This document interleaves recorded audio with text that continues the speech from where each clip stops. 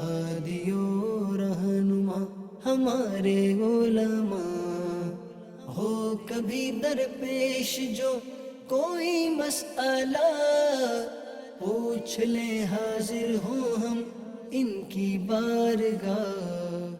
الحمد للہ رب العالمین والصلاة والسلام علی سید المرسلین، اما بعد فاعوذ باللہ من الشیطان الرجیم، بسم اللہ الرحمن الرحیم، الصلاة والسلام علیک یا رسول اللہ وعلی آلک واصحابک یا حبیب اللہ، الصلاة والسلام علیک یا نبی اللہ وعلی آلک واصحابک یا نور اللہ۔ نور اکرم، رحمت عالم، نور مجسم صلی اللہ علیہ وآلہ وسلم کا فرمان عظمت عالی شان ہے، زینوا مجالسکم بالصلاة علی فإن صلاتکم علی نور لکم یوم القیامہ۔ اپنی محفلیں، مجلسیں مجھ پر درود پڑھ کر آراستہ کر لو، خوبصورت بنا لو کہ تمہارا مجھ پر درود پڑھنا قیامت کے دن تمہارے لیے نور ہوگا۔ صلو علی الحبیب صلی اللہ تعالی علی محمد صلی اللہ علیہ وآلہ وسلم۔ الحمدللہ شعبہ پروفیشنل کے تحت خوبصورت 2 دن کا اجتماع جاری ہے اور مختلف بیانات سیشن اس اجتماع پاک میں آپ سماعت کر رہے ہیں۔ اللہ رب العالمین آپ کا آنا اپنی بارگاہ میں قبول فرمائے اور علم دین سیکھنے کے لیے وقت دینا، علم دین طلب کرتے ہوئے یہاں رہنا، اللہ سب کی اس حاضریوں کو اپنی بارگاہ میں قبول فرمائے۔ آج کا ہمارا جو سیشن ہے وہ بطور خاص زکوٰۃ کورس کے حوالے سے چند باتیں زکوٰۃ کے اعتبار سے، اور جن میں بطور خاص مسائل کا بیان ہوگا۔ اور زکوٰۃ ایک فریضہ ہے۔ قرآن مجید فرقان حمید اگر ہم اس انداز سے اس کو دیکھیں اور پڑھیں کہ نماز کے بعد سب سے زیادہ عبادات میں سے جس کا تذکرہ قرآن میں موجود ہے تو وہ زکوٰۃ کی عبادت ہے۔ یعنی یہ ایک فریضہ ایسا ہے کہ جس کا قرآن پاک میں نماز کے بعد سب سے زیادہ تذکرہ موجود ہے۔ زکوٰۃ، اور پھر اس کی ایک تو ہے زکوٰۃ فریضہ ادا کرنا، ایک ہے صدقات، یعنی مطلقاً اگر یوں کہہ لیں کہ اللہ کی راہ میں خرچ کرنے والا عمل۔ عبادات اپنی جگہ، تلاوتیں اپنی جگہ، ذکر و اذکار اپنی جگہ، مگر اللہ کی راہ میں پیسہ خرچ کرنا، اپنا مال خرچ کرنا، یہ شریعت مطہرہ کو اس قدر مقصود ہے، مطلوب ہے کہ ہم دیکھتے ہیں کئی صحابہ کے واقعات اگر ہم پڑھیں کہ ایمان لانے کے بعد انہوں نے کون سا عمل کیا، تو آپ کو بکثرت یہ ذکر ملے گا کہ ایمان لائے اور اتنا پیسہ، اتنی رقم اللہ کی راہ میں صدقہ کر دی انہوں نے۔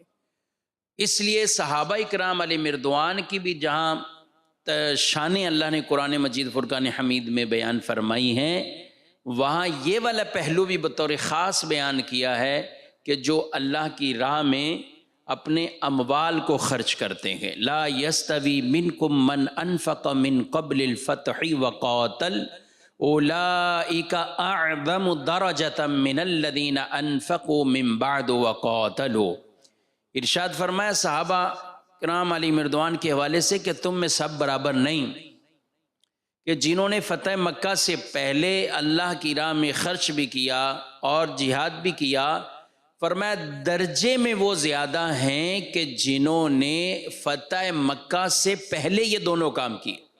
یعنی فتح مکہ کے بعد تو اوورال صحابہ کرام علیہ مردوان یہ کام کرتے تھے، مگر قرآن نے صحابہ کی جو فضیلت اور ایک دوسرے پر افضلیت بیان فرمائی ہے، اس میں بطور خاص اس بات کو ذکر فرمایا ہے کہ جو فتح مکہ سے پہلے اور جو فتح مکہ کے بعد، لیکن فضیلت اور ثواب ان کی زیادہ ہے جو فتح مکہ سے پہلے یہ کام کرتے رہے. اور آگے جا کر فرمایا وَقُلًّا وَعَدَ اللَّهُ الْحُسْنَى، چاہے فتح مکہ سے پہلے کوئی مسلمان ہوا ہو یا بعد میں مسلمان ہوا اور صحابی بنا ہو، اللہ نے سب سے جنت کا وعدہ فرما لیا ہے. حضور علیہ الصلوۃ والسلام کے تمام صحابہ قطعی طور پر جنتی ہیں، اللہ نے ان سے جنت کا وعدہ فرما لیا ہے. تو میں عرض کر رہا تھا کہ اگر ہم ذکر کریں تو بطور خاص اس میں تمام ہی صحابہ کے ہمیں اس طرح کے تذکرے ملتے ہیں. ایمان لائے خرچ کیا، ایمان لائے خرچ کیا. تو ہمیں بھی اس پہلو پر بھی بطور خاص وہ غور کرتے رہنا چاہیے. اور خرچ کرنا ایک نفلی طور پر اور ایک فریضے کے طور پر، واجبی طور پر، فریضے کے طور پر. تو اللہ پاک نے زکوٰۃ کو جو فرض فرمایا ہے، یہ وہ مالی عبادت ہے کہ بعض عبادتیں ایسی ہیں کہ وہ ہر ایک کے لیے ہے.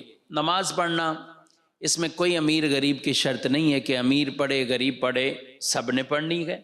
روزہ رکھنا، یہ کوئی امیر غریب کی شرط نہیں ہے کہ یہ فقط غریب رکھیں گے امیر رکھیں گے، نہیں، سبھی رکھیں.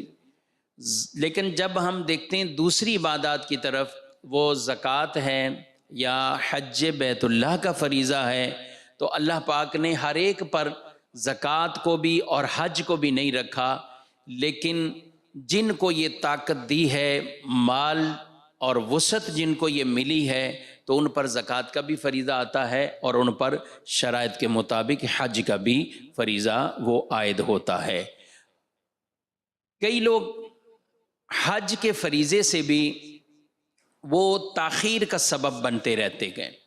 یعنی مال ہے، دولت ہے، اتنا ہے کہ وہ حج کر سکتے ہیں، لیکن اس لیے نہیں کر رہے ہوتے کہ ابھی والدین نے نہیں کیا ہوا، والد نے نہیں کیا ہوا، والدہ نے نہیں کیا ہوا، یا ابھی گھر کے کچھ ایسے معاملات چل رہے ہیں، یا مزید آگے گھر لینا ہے، دکان لینی ہے، کچھ بھی. یعنی مال ہے ان کے پاس، طاقت ان کے پاس ہے، لیکن وہ اس فریضے کی طرف عام طور پہ متوجہ نہیں ہوتے. ہاں، دینی ذہن رکھنے والے وہ تو ایسے ہی تڑپتے رہتے ہیں کہ ہماری حاضری ہو، ہم جائیں وہاں حاضر ہو جائیں، حج کریں، عمرہ کریں، اچھی بات ہے. لیکن بطور خاص ہم یہاں سیکھنے سمجھنے کے لیے چونکہ بیٹھے ہیں، تو کئی لوگ ایسے ہوتے ہیں کہ جن پر حج فرض ہو رہا ہوتا ہے، لیکن وہ یہ سمجھتے ہیں کہ ابھی میری تو شادی نہیں ہوئی، یا شادی ہوئی ہے تو ابھی تو میں جوان ہوں، ابھی بعد میں چلیں گے، ابھی 12-14 لاکھ روپے کون ایک ساتھ خرچ کرے. تو یوں حج کو وہ مؤخر کرتے رہتے ہیں، حج کی تاخیر کرتے رہتے ہیں، حالانکہ یہ ٹھیک عمل نہیں ہے، گناہ گار ہوتے ہیں. نبی کریم صلی اللہ علیہ وآلہ وسلم نے فرمایا کہ جس کے پاس حج کی طاقت استطاعت موجود ہے اور کوئی ظالم بادشاہ رکاوٹ نہیں اس میں، یا کوئی مرض ایسا رکاوٹ والا نہیں ہے. یعنی پہلے زمانے میں لوگ زمینی یہ سفر ہوتا تھا اور سارے وہاں، تو فرمایا کوئی رکاوٹ نہیں ہے، اس کے باوجود وہ حج کے لیے نہ جائے تو پھر اللہ کو اس کی کوئی پرواہ نہیں ہے، وہ چاہے یہودی ہو کر مرے یا نصرانی ہو کر مرے. یعنی اس قدر آپ صلی اللہ علیہ وسلم نے اس پر ارشاد فرمایا. زکوٰۃ کی طرف ہم آتے ہیں تو زکوٰۃ پر بھی سخت ترین وعیدوں کو بیان کیا گیا ہے کہ جن پر زکوٰۃیں لازم ہوتی ہیں اور وہ پھر بھی اپنے ان اموال کی زکوٰۃ نہیں ادا کرتے اور وہ دیتے نہیں ہیں اللہ کی راہ میں، تو سخت ترین عذاب یہ فرمایا گیا کہ انہی کے مال کے ذریعے ان کو عذاب دیا جائے گا. یہ اپنے مال کو پہچانتے ہوں گے، چاہے زیورات کی صورت میں یا کسی اور صورت میں وہ اموال ہیں، تو یہ پہچانیں گے کہ یہ ہمارا مال ہے اور انہی کے مال کے ذریعے ان کو عذاب دیا جائے گا جس مال کی زکوٰۃ ادا نہیں ہوتی. حضور علیہ السلام فرمایا کہ اپنے مالوں کی، اموال کی زکوٰۃ ادا کر کے انہیں مضبوط قلعوں میں محفوظ کر لو. یعنی اللہ کی راہ میں یہ دو اور اپنا مال محفوظ کرو. فرمایا کوئی بھی مال خشکی یا تری میں وہ ایسا ضائع نہیں ہوتا مگر وہ کہ جس اموال کی زکوٰۃ ادا نہیں کی جاتی ہے، وہ پھر مال ضیاء کی طرف بھی جاتا ہے۔ تو اپنے مال کی حفاظت کا ایک ذریعہ اس کی زکوٰۃوں کو ادا کرنا ہے۔ اللہ ہم سب کو اس فریضے پر عمل کرنے کی توفیق عطا فرمائے۔ ہم چونکہ یہاں پر دائرہ اس طرح کے جو سیشن ہیں تو ان میں بطور خاص جو سیکھنا سمجھنا ہمیں وہ مسائل کے اعتبار سے، اور یہ بھی باتیں ہمیں ضروری ہیں اور ہر آدمی کے لیے ضروری ہے جو بھی پیسہ کما رہا ہے، جہاں وہ تجارتی معاملات میں دیکھتا ہے تو وہاں ان طرح کی چیزوں پر بھی اسے غور و فکر ضرور کرنا ہے۔ مال کتنا ہے، کیونکہ زکوٰۃ کی شرائط، ان میں سے پہلے تو شرائط زکوٰۃ آتی ہیں، اور اس میں یہ ہے کہ بالغ مسلمان عاقل سمجھدار، کیونکہ نابالغ بچوں پر زکوٰۃ نہیں ہے۔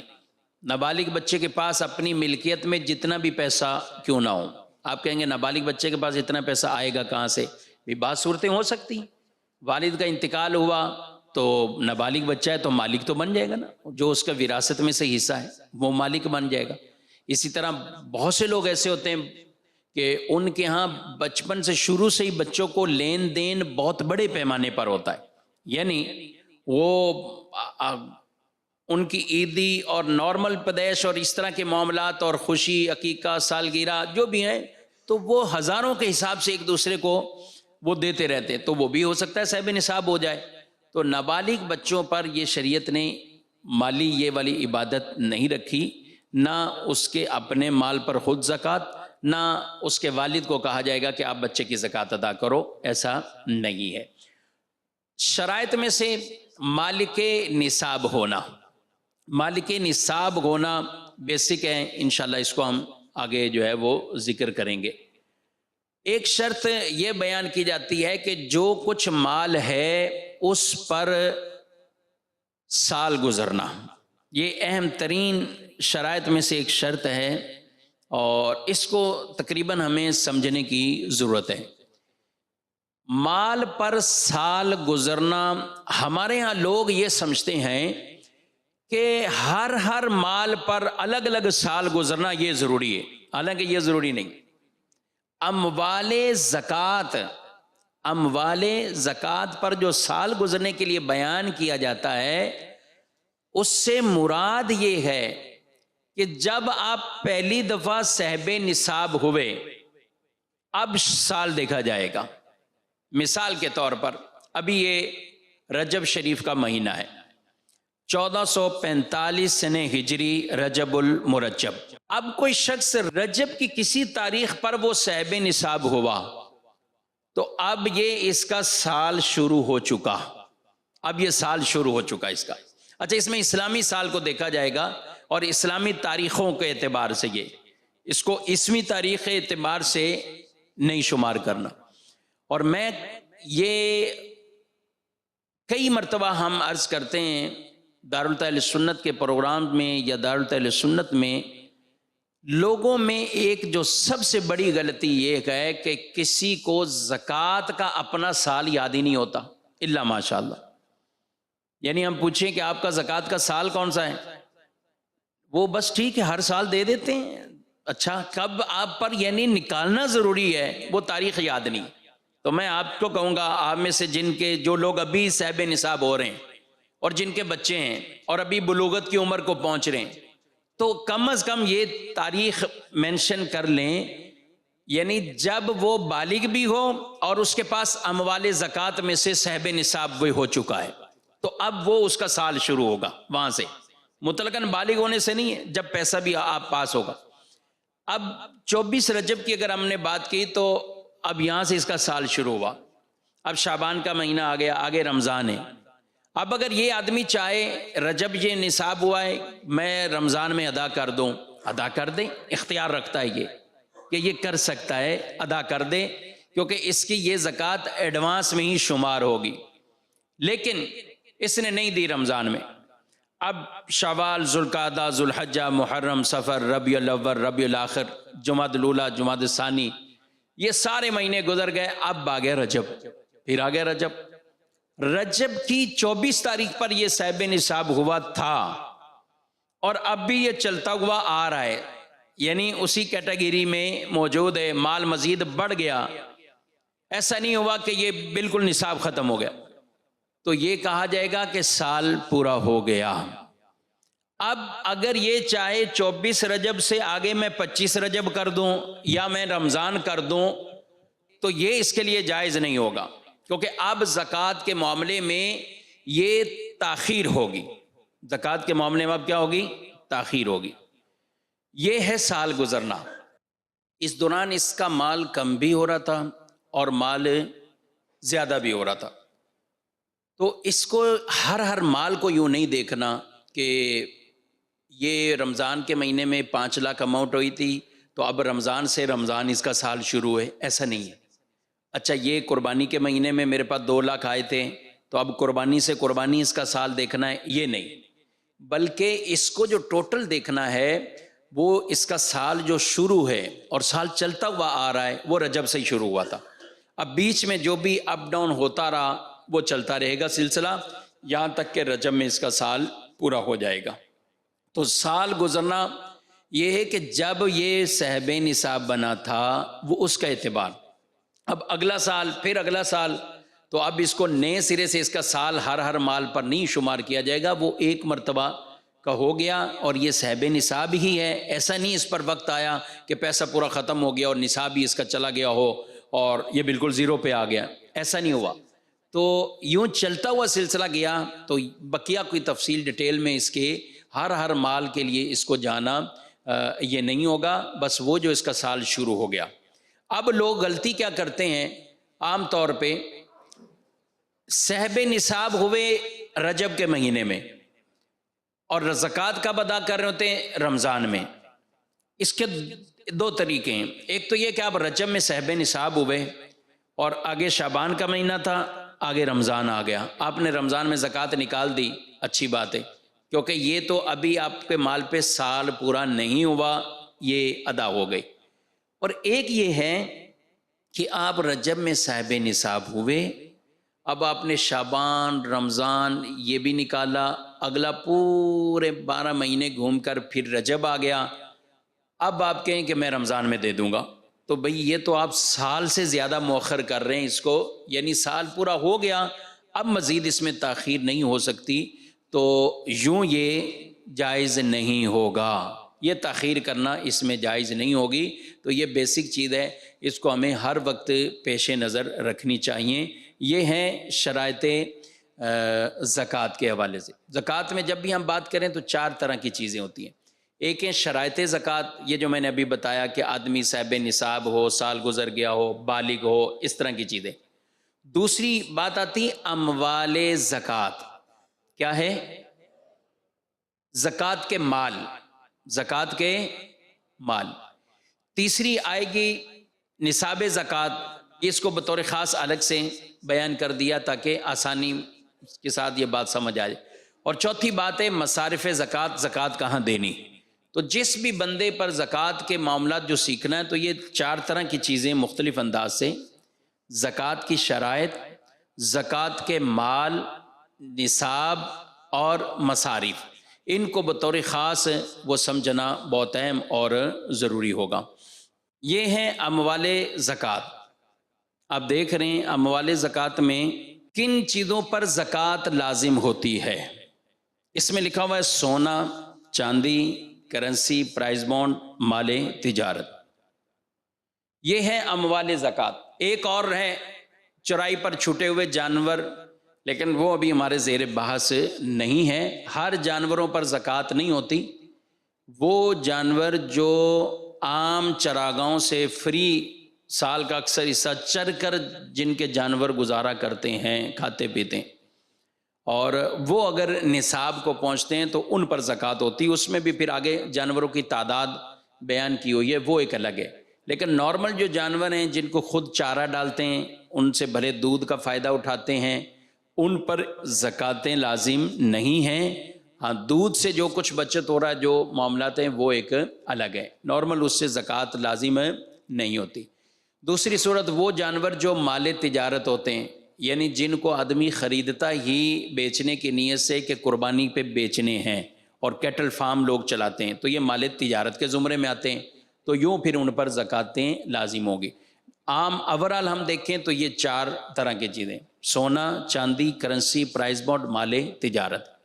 مال تجارت یعنی جس کو آپ نے خریدا ہی بیچنے کی نیت سے ہے، وہ مال تجارت ہے۔ اب اپنا اپنا اس کا نصاب بیان کیا گیا ہے۔ سونا چاندی اگرچہ یہ کسی بھی صورت میں ہو، یعنی بسکٹ کی صورت میں ہو، یا یہ سونا چاندی زیورات کی صورت میں ہو، خام مال ہو، کسی طرح بھی ہو، اگر یہ نصاب تک پہنچ جاتا ہے تو اس پر زکوٰۃ لازم ہوگی۔ سونے پر زکوٰۃ، اگر سونا 7.5 تولے، یہ مسئلہ آپ توجہ سے سنیے گا، سونا اگر 7.5 تولے یہ کسی کے پاس موجود ہے، اکیلا سونا ہے، بھی سونا اور ہے 7.5 تولے، کتنا سونا ہے؟ 7.5 تولے۔ جب ہم مسائل بیان کرتے ہیں نا، تو مسائل میں زیادہ یہ ہوتا ہے عام طور پہ آدمی کو نیند آتی ہے، ایسا ہوتا ہے۔ جلسوں میں نیند نہیں آتی کیونکہ چٹ پٹی باتیں آ رہی ہوتی ہیں، تو جلسوں میں آدمی واہ سبحان اللہ، مسائل میں تو آپ 100 مسئلے بیان کر دو تو کوئی بھی نہیں کہتا سبحان اللہ کہ آج دینی ایک مسئلہ معلوم ہو گیا۔ ایک بات کہہ رہا ہوں، تو وہ اور مسائل میں تو پھر ایک سکینہ طاری ہوتا ہے، لوگ کہتے ہیں میں سکون ملا، ہم سو گئے تھے۔ تو سونا نہیں ہے، سونا سمجھنا ہے۔ ابھی ہم نے سونا نہیں، گولڈ، سونا یہ سمجھنا ہے، اور یہ سمجھ گئے تو انشاءاللہ ہماری زندگی بھی سونا بن جائے گی انشاءاللہ۔ اللہ رسول کے احکامات پر عمل کریں گے تو زندگی گولڈ ہی بنے گی انشاءاللہ۔ تو سونے کے لیے 7.5 تولے سونا یعنی 87.48 گرام سونا 7.5 تولے اگر ہے تو یہ ہے نصاب کا سونا۔ یہ کیا ہے؟ نصاب۔ تو جب تک 7.5 تولے سونا نہیں ہوگا زکوٰۃ لازم نہیں ہوگی، اگر فقط سونا ہے، اور اگر سونے کے ساتھ کوئی اور مال زکوٰۃ ہے، مال زکوٰۃ میں بول رہا ہوں کیونکہ ہر مال نہیں۔ اب کسی کے پاس 3 تولے سونا ہے اور اس کے ساتھ اس کے پاس چاندی نہیں، اس کے پاس کرنسی رقم کیش نہیں، پرائز بانڈ نہیں، مال تجارت نہیں، تو زکوٰۃ لازم بھی نہیں، پھر زکوٰۃ لازم بھی اس پر نہیں اگر صرف سونا ہے۔ اور اگر کسی کے پاس سونے کے ساتھ ساتھ دوسرا مال زکوٰۃ موجود ہے، یعنی اس کے پاس کچھ چاندی ہے، کرنسی ہے، مال تجارت ہے، تو پھر ان دونوں مال کو آپس میں ملا لیا جائے گا۔ اگر صرف سونا ہے تو وہ 7.5 تولے، چاندی ہے تو وہ 52.5 تولے، سونا ہے تو 7.5 تولے، چاندی ہے تو 52.5 تولے۔ یہ جب دونوں الگ الگ ہوں پھر ان کا اپنا نصاب ہونا ضروری ہے۔ لیکن اگر اموال زکوٰۃ میں سے 2 چیزیں یا 3 چیزیں یا 4 چیزیں، 2 سے زائد جو بھی ہوں، یعنی اکیلی نہیں ہے، 2 ہوئی، 3 ہوئی، 4 ہوئی، یعنی کچھ سونا، کچھ چاندی، یا کچھ سونا کچھ کیش، پرائز بانڈ، یہ جمع ہو جائیں تو پھر سونے کا نصاب نہیں دیکھیں گے، دونوں کو ملا دیں گے، اب 52.5 تولے چاندی کی رقم کو دیکھیں گے۔ بات سمجھ میں آ رہی ہے؟ بس 7.5 تولے سونا اگر ہم اس دور میں دیکھیں تو وہ رقم 16 لاکھ سے ابو جا رہی ہے، لیکن چاندی کے اعتبار سے دیکھیں تو وہ 1,30,000 کے قریب یہ نصاب بن جاتا ہے آپس میں۔ تو اب جو بھی نصاب پورا ہو جائے، سونا چاندی مکس کر کے सोना कैश मिक्स करके या इस तरह की जो भी चीज़ होगी तो फिर हम 52.5 तोले चांदी की अमाउंट देखेंगे, फिर अलग अलग दोनों का निसाब नहीं देखा जाएगा। ये मसला समझना बहुत अहम ज़रूरी है। इसलिए कई ऐसी ख़वातीन होती, बहनें होती, उनके पास 2 तोले 3 तोले 4 तोले ये सोना मौजूद है। अच्छा, ये उनके पास सोना है और फिर कुछ ना कुछ कैश भी होता है, तो वो ये समझती हैं कि शायद 7.5 तोले नहीं है तो इसलिए हमारे ऊपर ज़कात भी नहीं। ऐसा नहीं है, 7.5 तोले नहीं है तो आप पर ज़कात तो अब लाजिम आएगी, क्योंकि आपके पास कैश मौजूद है। हाजत से ज़ायद जो भी आपके पास रकम इस तरह की, तो ये माले ज़कात ही है। तो 2 अमवाले ज़कात में से कोई चीज़ जमा होगी तो दोनों को मिलाकर 52.5 तोले चांदी के बराबर अब उस रकम को देखा जाएगा। तो यूँ ये निसाब पूरा हो जाएगा। और जब एक चीज़ होगी तो फिर उसी को देखा जाएगा, फिर उसी का ही एतबार होगा जो एक ही चीज़ मौजूद है। यानी सोना है सिर्फ और बकिया किसी ने अपनी मिल्कियत में रखा ही कुछ नहीं, ना उसकी मिल्कियत में कैश है, ना उसकी मिल्कियत में चांदी है, ना उसकी मिल्कियत में कुछ और है, तो अब उस पर ज़कात लाजिम यूँ नहीं होगी जब तक सोना 7.5 तोले ना हो जाए, और अगर चांदी है तो चांदी 52.5 तोले ना हो जाए। ये निसाब ज़कात के हवाले से मैं चाहूँगा कि निसाब के ऊपर या साल गुजरने के एतबार से या अमवाल ज़कात के एतबार से अगर कोई सवाल भी पूछना हो तो आप अभी पूछ सकते हैं, कहीं ऐसा ना हो मेरा ही बयान जारी रहे और आपके सवालत रह जाएं। तो सवाल जो पूछना चाहें इस पर निसाब के हवाले से तो आप पूछ सकते हैं। अस्सलामु अलैकुम वरहमतुल्लाहि वबरकातुहू। वालेकुम अस्सलाम वरहमतुल्लाहि वबरकातुहू। अच्छा, आपने फरमाया कि ज़कात जो अदा करनी है वो साल गुज़रने पर फ़र्ज़ होती है ज़कात। तो अगर किसी का पहला साल है तो वो साल गुज़रने से पहले भी क्या अपनी ज़कात की रकम निकाल सकता है, तो वो उसकी ज़कात शुमार होगी। और बिलफ़र्ज़ ज़कात का साल उसने पहले ज़कात अदा कर दी और साल पूरा होने से पहले उसके पास जो माल था वो निसाब से कम हो गया, अब उस माल जो उसने ज़कात की नियत से दिया उसका क्या हुक्म होगा? ज़कात एडवांस में देना ये जायज़ है, ज़कात अदा की जा सकती है और इसकी चंद शराइतें, और एक उसकी शर्त ये है कि वो निसाब का मालिक बाकी रहा हो तो उसकी ज़कात ही शुमार होगी। और अगर कोई शख्स ऐसा है कि वो एडवांस ज़कात देता है लेकिन वो निसाब पर बाकी ना रहा, जब निसाब पर वो बाकी ना रहा तो वो दिया हुआ उसका नफली सदक़े में तब्दील हो जाएगा, सवाब मिलेगा, नफली हो जाएगा। ज़कात जो एडवांस में दे रहे हैं उनके लिए शराइत में से ये शर्त है कि उसका निसाब बाकी रहे। निसाब अगर बाकी नहीं रहेगा तो फिर वो ज़कात फरीज़े के तौर पे ना हुई, वो फिर उसकी नफली के अंदर तब्दील हो जाएगी। अलबत्ता जो कहा कि पहला साल गुजरना ज़रूरी है, वो फ़र्ज़ अदायगी के एतबार से उस पर वो साल शुरू होने के एतबार से बयान किया है।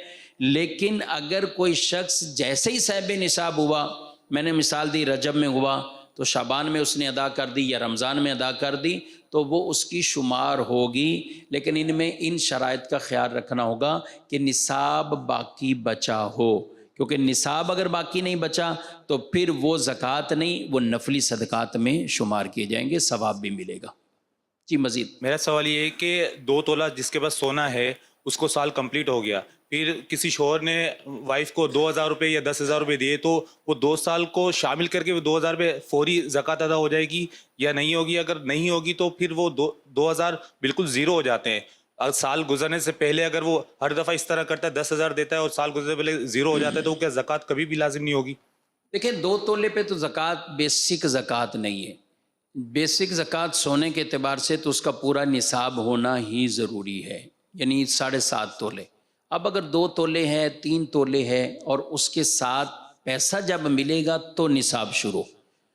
और आम तौर पर ख़वातीन हो या मर्द हो, उनके पास अपनी हाजत से ज़ायद कुछ न कुछ जमा होता है। वो कोई लाखों में नहीं बात कर रहा हूँ, हज़ारों में नहीं बात कर रहा हूँ, भले 200-400-500 हाजत से ज़ायद है, तो ये निसाब इसका शुरू हो जाएगा। अब निसाब इसका शुरू हो गया, अब आइंदा जो इसकी तारीख़ है, यानी साल पूरा होने की तारीख़, ये बहुत अहम है।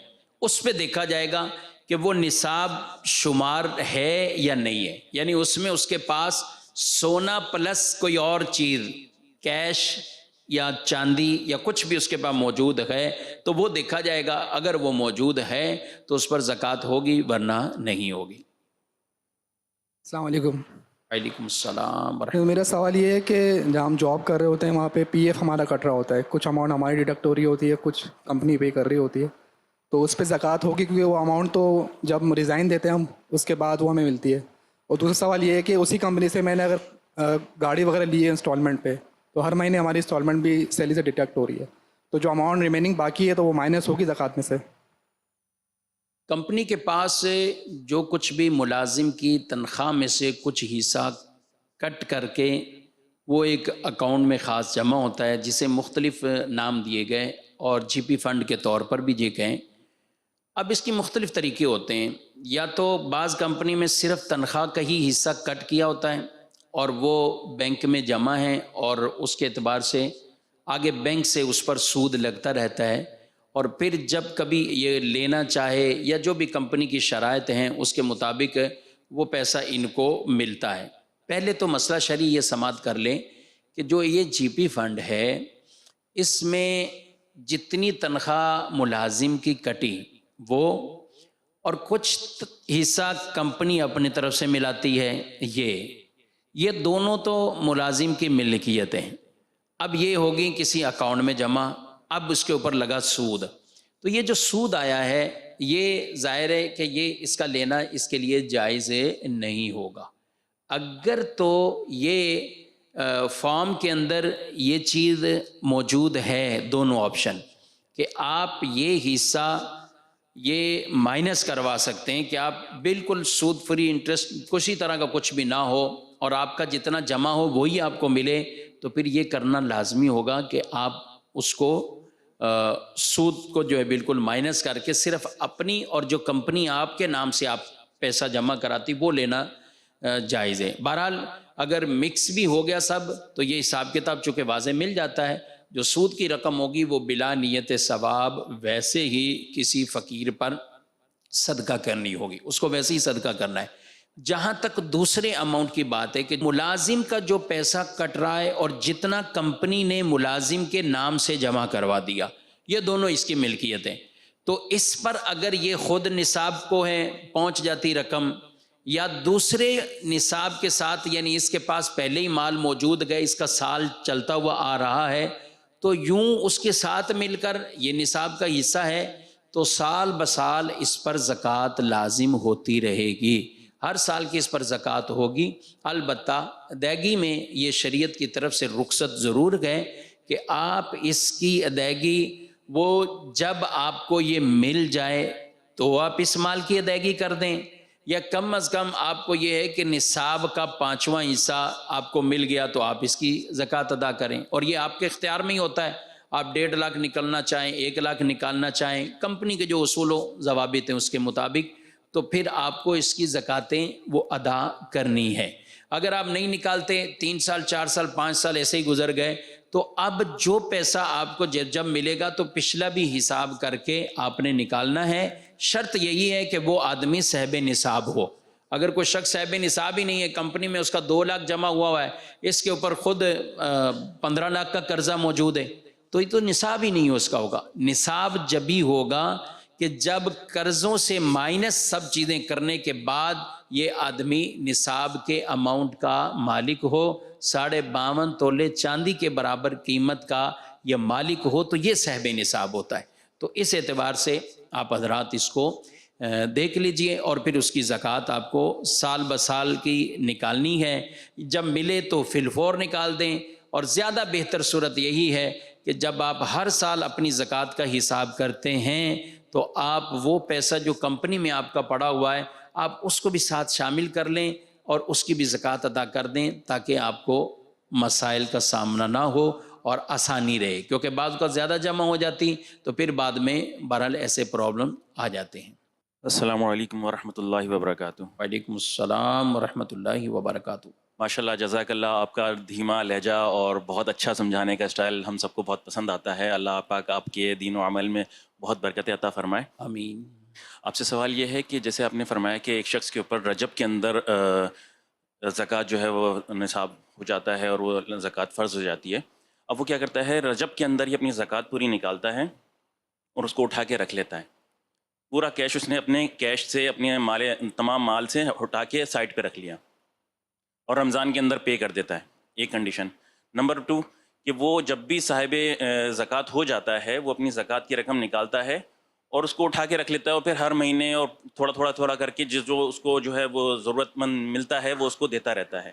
تو کیا اس طرح کرنا صحیح ہے؟ ایک تیسرا چھوٹا سا سوال یہ ہے کہ اگر کسی شخص کو ہم نے گھر بنانے کے لیے زکوٰۃ دینی ہے تو اوبویسلی ایک بڑی اماؤنٹ دینی پڑتی ہے، تو اس کے اندر تو وہ صاحب زکوٰۃ ہو جائے گا، صاحب نصاب ہو جائے گا. وہ تو کسی کو وکیل بنا کے ایک بڑی اماؤنٹ اس کو دی جا سکتی ہے کہ وہ اس کا گھر بنا دے. دیکھیں، جس پر رجب کے مہینے میں زکوٰۃ لازم ہو رہی ہے، اب یہ ہے ایک تو سال کا شروع والا رجب اور ایک ہے اینڈ والا رجب. مطلب اس رجب کو لازم ہوئی اور اس نے پورا سال گزار دیا، اب اگلا رجب آ گیا تو اب یہ نہیں کر سکتا کہ اماؤنٹ نکال کے سائڈ پہ رکھوں کہ اب اگلا سال یہ کھینچتا جاؤں گا اور جب بھی کوئی ملے گا میں اس کو دے دوں گا. ایسا نہیں ہو سکتا، کیونکہ سال گزر جانے کے بعد فی الفور زکوٰۃ ادا کرنا لازم ہے. اب بلا عذر شرعی کوئی بھی کسی طرح کی تاخیر کرنا یہ جائز نہیں ہوگا. ہاں، اگر یہ چاہتا ہے کہ مجھے چونکہ سارا سال لوگ ملتے رہتے ہیں یا عزیزوں میں کوئی نہ کوئی مسئلہ آتا ہے وہ میرے پاس آ جاتے ہیں، ان کو آنا ہی ہے، یا بعض اوقات آدمی دیکھ رہا ہوتا ہے اپنے ارد گرد بہن بھائیوں میں سے جو بھی حقدار ہیں کہ یار ان کو مجھے ہی دینا ہوگا، تو اب اس کے لیے ایڈوانس والی صورت ہی ہو سکتی ہے کہ جب پہلا رجب یہ گزرا ہے تو یہ اپنا کچھ اماؤنٹ سائڈ پہ رکھ دیتا ہے کہ بھئی یہ زکوٰۃ میں سے ہے، اب میں اس میں سے ادا کرتا رہوں گا، یہ دیتا رہوں گا، یہ دیتا رہوں گا. یہ تو ہو سکتا ہے، لیکن یہ پورا سال ہونے کے بعد اماؤنٹ سائڈ پر بھی رکھ دے تو اس سے زکوٰۃ ادا نہیں ہوتی. وہ اب پورا سال یوں گزار بھی نہیں سکتا، یعنی اگلا ایک اور سال گزارنا چاہے تو یہ تاخیر کہلائے گا، یہ جائز نہیں ہوگا. مکان دلانے میں اماؤنٹ بہت بڑا دیا جاتا ہے، ظاہر ہے. اس کا ایک ہی طریقہ یہ ہو سکتا ہے کہ اگر آپ نے اماؤنٹ اس آدمی کو دیا جو پہلے سے صاحب نصاب نہیں، تو آپ مکان کی ادائیگی میں، مکان لینے کے لیے اس کو زکوٰۃ دے سکتے ہیں. مثلا کوئی شخص سامنے زیرو پہ، یعنی اس کے پاس ہے ہی نہیں ہے، یا ہے تو 2-4 ہزار، 10 ہزار، 20 ہزار، نصاب نہیں ہے اس کے پاس. اب کسی نے اسے اٹھا کر 20 لاکھ روپیہ زکوٰۃ کے طور پہ دے دیا کہ تم اپنا فلیٹ لے لو، مکان لے لو. اب اس نے 20 لاکھ قبضہ کیا اور مکان لے لیا. یہ تو ہو سکتا ہے، لیکن ہمارے ہاں جو صورتحال ہوتی ہے وہ یہ ہوتی ہے کہ ایک آدمی 1 سے 2 لاکھ لے رہا ہوتا ہے، پھر اگلے سے 4 لاکھ لے لیا، پھر کسی سے 3 لاکھ لے لیا، یہ سارے ملا کے وہ پھر مکان لے رہا ہوتا ہے. تو بھائی جب اس کے قبضے میں پہلا 2 لاکھ آ چکا ہے تو وہ صاحب نصاب ہے، اس کو تو اپنے سال کا شروع اس نے کر لیا ہے، وہ نصاب والا ہو چکا ہے. آگے جو بندے اسے زکاتیں دے رہے ہیں ان کی زکاتیں ادا نہیں ہوں گی، اس طرح زکوٰۃ نہیں ہوگی ادا. اور میں بکثرت یہ چیز کہتا ہوں، مکان دلانے میں اور علاج کرنے میں اور شادی کروانے میں کئی لوگوں کی زکاتیں ضائع ہوتی ہیں. حالانکہ کام اہم ہے، ٹھیک ہے، کوئی کسی کے ساتھ مدد کرتا ہے، لیکن یہ مسائل نہ سمجھنے کی صورت میں ان کی زکاتیں ضائع ہو رہی ہوتی ہیں. تو بھئی آپ نے مکان دلانا ہے تو پھر اس کا جو شرعی طریقہ ہے، میں اب مالداروں سے ضرور کہتا ہوں اور کہوں گا کہ آپ اپنی زکوٰۃ ادا کر رہے ہیں، آپ زکوٰۃ ادا کر رہے ہیں تو آپ کیوں ایسا زکوٰۃ کے حوالے سے وہ کہہ رہے ہیں کہ بھئی ٹھیک ہے یہ ہو جائے گی وہ ہو جائے گی. بھئی نماز پڑھنے آپ آتے ہیں، آپ نے 4 رکعتیں پڑھنی ہیں، تو آپ کو پتہ ہی ہے آپ نے 3 رکعتیں پڑھی ہیں، بھول گئے تھے، کچھ مسئلہ ہوگا، تو کیا آپ وہاں یہ کہیں گے کہ چلو 3 تو پڑھی ہے نا یار، چلو 3 ہو جائے؟ بھئی آپ کی نماز ہی نہیں ہوگی. آپ نے اگر نماز کو اس طرح نہیں پڑھا نہیں ہوگی. آپ کہیں وضو کہ جو ہے وہ وضو درست نہیں کیا یا وضو میں مسئلہ ہے، تو آپ کیا کہیں گے کہ نہیں 1 دفعہ تو چلو اس طرح ہم پڑھ لیں؟ نہیں کہیں گے. تو بھئی زکوٰۃ بھی فریضہ ہے، تو جتنی محنت سے آپ نے مال کمایا ہے تو زکوٰۃ کی ادائیگی میں بھی کچھ محنت کریں تاکہ آپ کی اموال کی زکوٰۃ پوری درست ادا ہو جائے. تو اگر اس طرح کوئی دے گا تو اس کی زکوٰۃ نہیں ہوگی. دوسرا اس کا طریقہ، دوسرا یہ ہے کہ جس نے مکان لینا ہے نا، اس سے کہا جائے کہ تم مکان خرید لو، تم مکان خرید لو. وہ کہ بھئی میرے پاس 2 لاکھ روپے میں کیسے خریدوں؟ بھئی آپ مکان خرید لو، 2 لاکھ روپے اپنی پیمنٹ ادا کر دو. اب مکان اس نے خریدا 20 لاکھ کا، 2 لاکھ اس نے ادا کیا، تو کتنا مقروض ہوا یہ؟ 18 لاکھ کا. اب آپ اپنی زکوٰۃ میں بالفرض آپ نے اس کو 1 لاکھ روپے دینا ہے تو آپ نے مقروض کو دیا ہے, آپ کی زکوٰۃ ادا ہو جائے گی. تو اس لیے جو مکان والے ہیں یا ایسے بڑے اماؤنٹ والے جہاں آپ نے زکوٰۃ دینی ہے تو ان چیزوں کا آپ خیال رکھیں گے, یہ بہت اہم اور ضروری ہے. جی السلام علیکم. گاڑی والے بھائی کا سوال دوبارہ اگر کرنا چاہیں آپ بھی کر لیں, جو کھڑے تھے آپ بھی کر لیں. جی گاڑی کے حوالے سے سوال یہ تھا, جیسے بینک میں جاب کرتے ہیں, جیسے میں بھی بینک میں جاب کرتا ہوں, تو ہمیں وہاں پہ گاڑی انسٹالمنٹ میں دی جاتی ہے, تو جتنی اماؤنٹ ابھی ریمیننگ باقی ہے جو ہمیں پے کرنی ہے تو اس پہ زکوٰۃ ہوگی یا وہ مائنس ہوگی زکوٰۃ میں سے؟ وہ جو بھی آپ نے کوئی چیز قسطوں پہ اٹھائی ہے, چاہے وہ گاڑی ہے یا آپ نے مکان لیا ہے یا کوئی اور چیز آپ نے ایسی لی ہے یا آپ پر ویسے ہی قرضہ ہے, آپ پر ویسے ہی قرضہ ہے, تو جب آپ زکوٰۃ کی ادائیگی کریں گے تو یہ چیزیں اس میں سے مائنس ہو جاتی ہیں. مثلاً آپ نے 20 لاکھ کی گاڑی لی ہوئی ہے اور آپ کی 5 لاکھ روپے گاڑی کی طرف جا چکے ہیں, 15 لاکھ آپ کو مزید ادا کرنے ہیں, تو اب 15 لاکھ کے آپ مقروض شمار ہوں گے کہ آپ پہ قرضہ ہے 15 لاکھ. اب دیکھا جائے گا کہ آپ جس مال کی زکوٰۃ نکالتے ہیں, مثلاً آپ کے پاس گولڈ, سونا, نقدی کیش یا اس طرح کی جو بھی چیزیں موجود ہیں, آپ نے سارے اماؤنٹ کو شمار کیا تو یہ سونا, کیش, پرائز بانڈ یہ بن گیا بھائی 20 لاکھ کا, یہ 25 لاکھ کا یہ بن گیا. اب آپ نے 15 لاکھ مائنس کیے, اگرچہ آپ ادا نہیں کر رہے ہیں لیکن وہ 15 لاکھ اس میں سے مائنس ہو جائے گی, تو جو بقیہ اماؤنٹ ہے وہ چونکہ نصاب والا ہے اس پر زکوٰۃ لازم ہوگی. اور اگر وہ مائنس کرنے کے بعد نہیں بچتے, آپ کے پاس نصاب ہی نہیں رہتا, تو پھر آپ پر زکوٰۃ لازم نہیں ہوگی. یہ چاہے مکانوں کی قسطیں ہیں یا کوئی اور ہیں, اس میں یہی حکم ہے کہ یہ چیزیں مائنس ہوں گی, قسطیں مائنس ہو جاتی. السلام علیکم ورحمۃ اللہ وبرکاتہ. وعلیکم السلام ورحمۃ اللہ وبرکاتہ. وراثت کی جو پراپرٹی ہوتی ہے وہ اگر تقسیم نہ ہوئی ہو اور تو اس پہ کیا حکم ہوگا زکوٰۃ کا؟ جو ورثہ ہیں وہ اپنے زکوٰۃ کے مال میں اسے ایڈ کریں گے یا جب وہ تقسیم ہو کے سب کے پاس آ جائے گی اس وقت ایڈ کی جائے گی؟ یہ بھی رہنمائی فرما دیجیے. اور بعض اوقات اس کی اماؤنٹ اتنی بڑی ہوتی ہے کہ کوئی صاحب نصاب نہیں ہے, بٹ اگر وہ اس کو اپنے کیلکولیشن میں ایڈ کرتا ہے تو وہ صاحب نصاب بن جاتا ہے, وہ کراس کر جاتا ہے. کیا چیز ہے پراپرٹی میں؟ کیا چیز؟ جیسے لینڈ ہے, زمین ہے, پلاٹ ہے کوئی. دیکھیں, اموال زکوٰۃ میں سے کوئی چیز وراثت میں ہے تو اسے زکوٰۃ کے طور پہ شمار کیا جاتا ہے. یہ بات سمجھنا بہت ضروری ہے. وراثت میں کیا چھوڑا؟ اگر تو مکان چھوڑا تو بھئی مکان یا کوئی فلیٹ ہے, زمین ہے, تو مطلقاً یہ اموال زکوٰۃ نہیں ہے. جس گھر کے اندر رہ رہے ہیں, سارے بھائی رہ رہے ہیں یا کچھ رہ رہے ہیں کچھ الگ الگ رہ رہے ہیں, تو یہ اموال زکوٰۃ میں سے نہیں ہے مکان. ہم آپ سے پوچھیں گے وراثت میں چھوڑا ہوا سونا ہے وہ مال زکوٰۃ ہے, سمجھ رہے میری بات؟ چاندی ہے وہ مال زکوٰۃ ہے, کیش ہے, بینک بیلنس ہے, مال زکوٰۃ ہے, مال تجارت ہے, مال زکوٰۃ ہے. اگر ان 4 چیزوں میں سے کوئی چیز چھوڑی ہوئی ہے تو اس پر زکوٰۃ لازم ہے, چاہے وراثت کے اعتبار سے دیگر شرائط کے مطابق دیکھا جائے گا زکوٰۃ لازم ہے. اگرچہ آپ کو ابھی نہیں ملا لیکن آپ پر یہ زکوٰۃ لازم ہوتی رہے گی سال بسال. مثال کے طور پہ بینک میں 50 لاکھ والد کا پڑا ہوا ہے, انتقال ہو گیا, دوسرے بھائی ابھی دے نہیں رہے یا تقسیم نہیں کر رہے, تو یہ آپ اس چیز کے اپنے حساب کے مطابق مالک ہیں, آپ کو ادا کرنی ہوگی, یہ زکوٰۃ تو آپ کو ادا کرنی. اور اگر مکان ہے جس میں رہ رہی فیملی پوری, نہ بکے نہ تقسیم ابھی ہو, تو یہ تو آپ کے ہاتھ میں کچھ ابھی آیا نہیں ہے, یہ ہے بھی مکان, یہ مال زکوٰۃ میں سے نہیں ہے.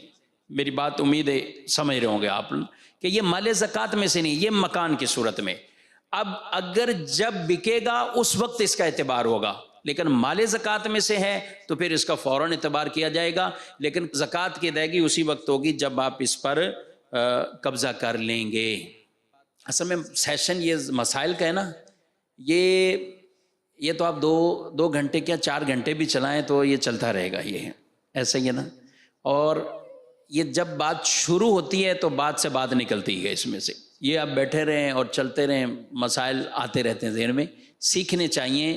بطور خاص جب آپ کو درپیش مسئلہ ہے نا تو پھر آپ کسی اجتماع کا انتظار نہ کریں, پھر کسی سیشن کا انتظار نہ کریں. جو مسئلہ درپیش ہے وہ, مثال کے طور پر آپ نے جو سوالات کیے ہیں کافیوں کو درپیش ہوتے ہیں اور اس طرح کے. مثلا یہ بھائی نے پوچھا کہ مکان کے لیے زکوٰۃ دینا، وہ بھائی نے پوچھا وراثت کے لیے، ایک بھائی نے پوچھا گاڑی کی قسطیں مائنس ہوں گی کہ نہیں ہوگی، تو یہ چیزیں درپیش ہوتی، تو اب ان کو ہمیں پوچھنا ہی چاہیے، اور اجتماعی صورت میں پوچھتے ہیں، اچھی بات ہے کہ ہماری وجہ سے کئی لوگوں کو سوال کے جواب مل جاتے ہیں اور سب کو ایک دینی فائدہ ملتا ہے، لیکن اس طرح کے مسائل کی آپ رہنمائی لیتے رہیں۔ ہمارا الحمدللہ دارالفتہ سنت کا یہ شعبہ آپ کے ہاں اگر قریبی دارالفتہ ہے، نہیں بھی ہے تو شہر کے اندر تو موجود ہے نا، کراچی شہر میں تو 6 دارالفتہ اہل سنت ہیں، بقیہ شہروں میں تو صرف ایک دارالفتہ، اور بڑے بڑے شہروں میں بھی، کراچی میں 6 دارالفتہ ہیں۔ آپ کھارا در رہتے ہیں، آپ کھارا در آئیں، آپ صدر رہتے ہیں، صدر کے قریب ہیں، صدر میں اقصی مسجد میں دارالفتہ ہے، یا گورو مندر کنز الایمان مسجد میں دارالفتہ اہل سنت ہے، حبیبیہ مسجد میں دارالفتہ اہل سنت ہے، مفتی حسان صاحب خود وہاں بیٹھتے ہیں، اسی طرح مفتی جمیل صاحب یہ نیو کراچی میں فیض مدینہ دارالفتہ اہل سنت ہے، رضا مسجد کورنگی یہاں بھی دارالفتہ اہل سنت ہیں، تو یوں 6 دارالفتہ ہمارے کراچی شہر میں موجود ہیں، کبھی بھی وقت نکالیں وہاں جائیں تو انشاءاللہ اس طرح کے مسائل کا فائدہ ہوگا۔ الحمدللہ رب العالمین والصلاة والسلام علی سید المرسلین۔ یا اللہ یا رب العالمین یا رحم الراحمین، اس اجتماع پاک کو اپنی بارگاہ میں قبول فرما۔ الہ العالمین یا رحم الراحمین، سب کی اس حاضری کو اپنی بارگاہ میں قبول فرما۔ یا ارحم الراحمین یا رب العالمین، جو کچھ ہم نے یہاں سیکھا سمجھا، یا اللہ عمل کی توفیق عطا فرما، عمل کا جذبہ عطا فرما، با عمل زندگی گزارنے کی سعادتیں عطا فرما۔ دعوت اسلامی کے اس دینی ماحول کی ہم سب کو خوب برکات عطا فرما، اس دینی ماحول کے ساتھ اٹیچ رہ کر خود بھی اپنے گھر والوں کو شریعت و سنت کے مطابق ہم سب کو زندگیاں گزارنے کی توفیق عطا فرما۔ یا اللہ ہماری ان نیک دعاؤں کو اپنی بارگاہ میں قبول فرما۔ زکوٰۃ کا فریضہ یہاں پر سیکھا میرے مالک، ہم سب کو اس پر عمل کرنے کی توفیق عطا فرما۔ ان اللہ و ملائکتہ یصلون علی النبی یا ایھا الذین آمنوا صلوا علیہ وسلموا تسلیما۔ اللہم صل علی سیدنا مولانا محمد وعلی آلہ وصحبہ وبارک وسلم۔ سبحان ربک رب العزۃ عما یصفون وسلام علی المرسلین والحمد للہ رب العالمین۔ ہادی و رہنما ہمارے علماء، ہو کبھی درپیش جو کوئی مسئلہ، پوچھ لیں حاضر ہوں ہم ان کی بارگاہ۔